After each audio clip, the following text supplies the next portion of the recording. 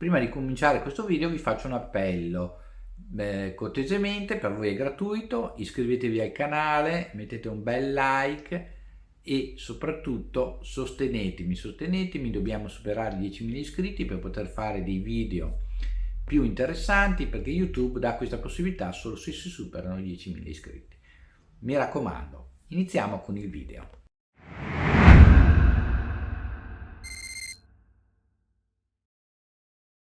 Ciao a tutti, bentornati in questo nuovo video, bentornati sul mio canale. Oggi parliamo di un caso di NDE.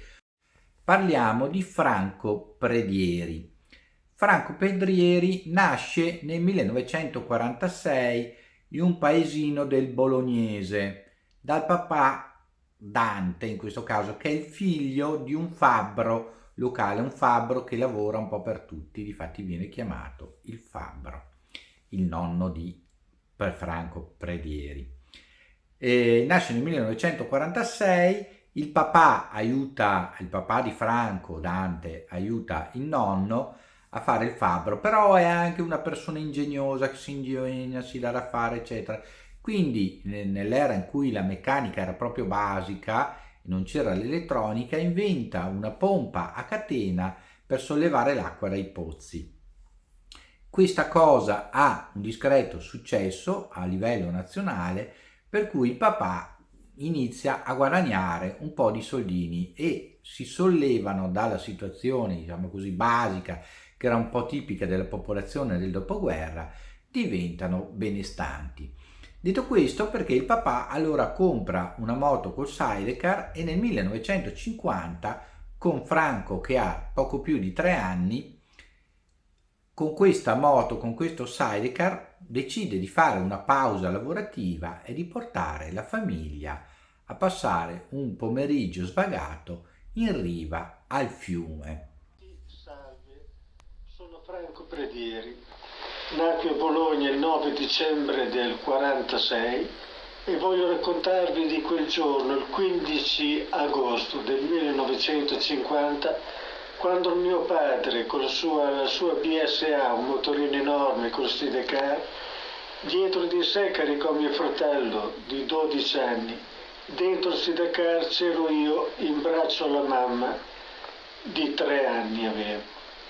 Quindi porta la famiglia ai confini tra Emilia e Toscana, a Molina Pallone, praticamente sul fiume Reno. Arrivati appunto sul fiume Reno, assieme trova là altri amici, altri familiari, si mettono a fare un grande picnic. Per mantenere impegnato Franco, il papà Dante fa una piccola, lui la chiama tradotta, cioè fa una piccola dighetta in riva al fiume dove l'acqua è ferma, l'acqua è calma, e gli regala una piccola paperella di plastica. Questa paperella, una volta rilasciata da Franco, va a incastrarsi nella diga, Franco la raccoglie, la riporta un po' più a monte, la libera e la piccola corrente la riporta sempre a incastrarsi nella diga. E si perde con questo gioco per parecchi minuti. Il papà e la mamma distolgono un po' lo sguardo da lui, come sempre succede, avendo anche altri bambini a cui badare. Franco continua con questo giochino. Questo giochino a un certo punto gli sfugge di mano, nel senso che a causa della corrente e a causa di questa oca, piccola oca, che sbatte contro questi sassolini, si apre un piccolo varco nella diga costruita dal papà e allora l'oca prende il largo verso il fiume profondo. Franco, come tutti i bambini, cerca di seguire la piccola oca e di catturarla, di prenderla, e ovviamente va a finire nell'acqua alta. Non si sa quanti minuti siano passati, si sa solo che una bambina a un certo punto va a chiamare la mamma di Franco e gli dice: Dada, perché la chiamava così, guarda che c'è il cappellino di Franco nel fiume. La mamma corre verso la riva del fiume e vede il cappellino, appunto da ciclista, di Franco galleggiare, e poco più in là c'è il corpicino di Franco immerso a testa in giù nell'acqua, nella parte di acqua ferma, per cui non è stato portato ancora via dalla corrente, è fermo diciamo vicino alla riva. Disse: Dada, vieni che c'è Franco, il cappellino di Franco in fondo all'acqua. Mia madre arrivò, guardò il mio cappellino con su scritto Forza Coppi che galleggiava là al largo, ma poco distante da quel cappellino c'era anche quel fagottino e c'ero io che galleggiavo con la testa sott'acqua.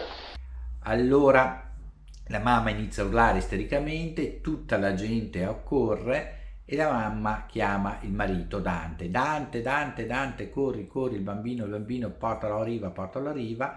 Qua succede il primo miracolo, dice Franco, cioè il papà Dante non è assolutamente in grado di nuotare. Ciò nonostante si butta nel fiume e cerca camminando sul fondo di raggiungere il figlio, ogni tanto andando sotto acqua e bevendo dell'acqua. Questo le lo rinfaccerà una vita dicendo: mi hai fatto bere mezzo fiume d'acqua.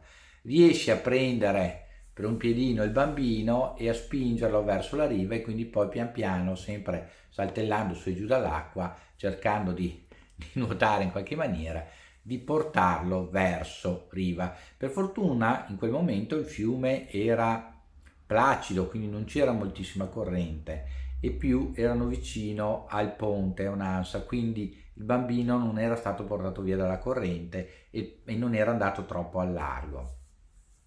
Il papà, avendolo portato a riva, e il bambino ovviamente a occhi chiusi non respira, non parla, non si muove. La mamma inizia a urlare, a piangere: è morto, è morto. Il papà si ricorda che gli era stato insegnato, non si capisce bene dal racconto di Franco se durante il servizio militare, durante la guerra, ok, gli era stato insegnato a fare la rianimazione bocca a bocca. Quindi cerca di fare respirare il figlio, un bambino di 3 anni, quindi è difficilissimo fare la rianimazione a un bambino di 3 anni, però cerca, tappandogli il naso, soffiandogli in bocca, di farlo respirare. Dopo vari tentativi, Franco, il bimbo, apre gli occhi e tossisce e dopodiché dice una cosa che lascia tutti stupiti. Chiama la mamma e dice: mamma, mamma, mi ha salvato la Madonnina. Furono tutti stupiti innanzitutto perché Franco non era stato educato alla religione, non gli era mai stato parlato in maniera diretta almeno della Madonnina, e lui disse che era stato salvato dalla Madonnina. Mi fece la respirazione bocca a bocca finché non aprì gli occhi e dissi: mamma, mammina, è la Madonnina che mi ha salvato. Mamma è la Madonnina che mi ha salvato. 3 anni, cosa ne so io della Madonnina? Non è che abbia avuto un'educazione. È la Madonnina che mi ha salvato. Ne parlarono per lungo tempo poi in quel paese. Franco ci racconta che lui di questo avvenimento, essendo piccolo, non ricorda tantissimo, ricorda tutte queste sfere luminose che gli si avvicinavano, ricorda questo muro che doveva essere oltrepassato, ma queste sfere ridevano, lo rendevano allegro, non lo facevano a rattristare col pensiero di qualcosa di cattivo, ma lo tenevano allegro. E poi appunto che la Madonnina gli sorrise e gli disse: devi tornare alla vita o qualcosa del genere. E quindi lui ricorda questo, non si sa per quanti minuti lui sia rimasto in assenza di respiro e quindi praticamente morto nell'acqua, questo non c'è dato sapere. Al di là di questo poi Franco ricevette un dono che per lui fu quasi una maledizione, dice, cioè lui poteva da quel momento prevedere un po' quello che gli sarebbe accaduto nella sua vita, aveva il dono della precognizione e al liceo ebbe parecchi grattacapi appunto per questa cosa, perché lui sapeva già quello che gli sarebbe successo.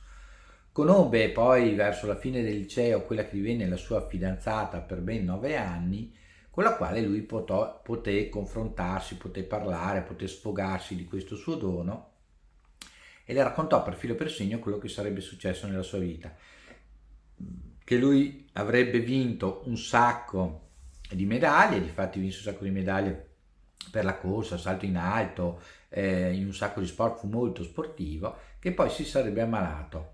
Così avvenne e che lei lo avrebbe lasciato. lui si ammalò, ebbe un tumore al cervello, divenne anche cieco, perse la vista, lei lo lasciò sul letto di morte, lui ricevette l'estremunzione, poi non morì in quel momento, fu ricoverato altre 2 volte e fu data altre 2 volte l'estremunzione. La sua vita cambiò nuovamente quando moribondo fu portato al cospetto di un prete. Tutto. E anche in collegio potevo prevedere tutto. In collegio ero considerato, lo ritenevo una cosa normale, ma quando ritornai a Bologna e il babbo mi iscrisse in ragioneria, avevo in classe una ragazza, una compagna, ecco, il primo amore, mi fidanzai, ecco che con lei potevo sfogarmi e avevo descritto tutta la mia vita, avevo descritto, guarda che io ero pieno di medaglie, salto in alto, salto in lungo, atletica, calcio, rugby. Lei lo lasciò sul letto di morte nel 1971, poco prima di sposare Franco. A quel punto lui fu portato al cospetto di Don Angelo Fantoni, che era un prete carismatico a quanto si diceva allora, il quale gli disse: guarda che è molto che ti aspetto, lo benedisse, stette un po' con lui, eccetera, e Franco cominciò a stare meglio. Franco guarì completamente sia dalla cecità che dal tumore, tanto che, come dice lui, ha iniziato poi a guidare la macchina, ha iniziato a fare una vita normale. Ciononostante ebbe altri problemi di salute, gli venne poi in età più avanzata, qua negli ultimi anni, una sclerosi multipla, ma nonostante quello lui continua ad andare avanti imperterrito. Il messaggio che lui dà a tutti, siano essi malati terminali, siano essi familiari, è che non bisogna perdere la speranza. Non bisogna perdere la speranza perché Dio è qua con noi, è sempre vicino a noi. Chiedere, ricordatevi che bussate vi sarà aperto, cercate e troverete. E lui porta questa speranza spirituale, ma proprio in base alla sua esperienza di NDE, che ha dato il punto di partenza a una vita piena di difficoltà, ma piena di miracoli e di speranze. Oltre al medico, oltre alla chiesa c'è Dio, ma Dio c'è, Dio esiste, Dio non è l'aldilà con tutte quelle balle Dante Alighieri, inferno, purgatorio, paradiso. Dio è qui con noi, guardate quel fiore che nasce, quel bambino che sorride e vi dico non disperate mai perché se lo credete, domandate. Il miracolo può esserci, per me c'è stato. Spero che anche questo video vi sia piaciuto. Noi continueremo nella nostra ricerca dell'NDE. Scrivetemi qua sotto nei commenti cosa ne pensate. Mi raccomando, iscrivetevi al canale, datemi sostegno, aiutatemi a crescere, mettete un bel like, condividete il video. Ci vediamo nel prossimo video. Ciao a tutti da Ermanno.